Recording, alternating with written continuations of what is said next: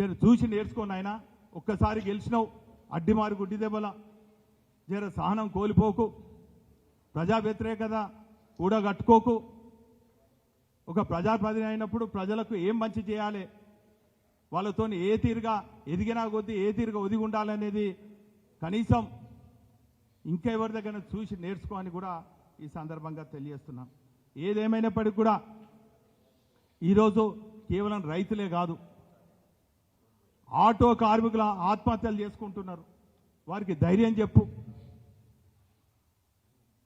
పేదవాళ్ళు పెళ్లిళ్ళు చేస్తున్నటువంటి కుటుంబాలకు మీరు ఇచ్చినటువంటి కళ్యాణ లక్ష్మి సకాలంలో ఇవ్వండి. మీరు ఇచ్చినటువంటి హామీ ప్రకారం తులం బంగారం ఇవ్వండి. కాలేజ్ పిల్లలకు రియంబర్స్మెంట్ ఇవ్వండి. ఆరోగ్యశ్రీ చెల్లింపులు ఆసుపత్రులకు చెల్లించండి.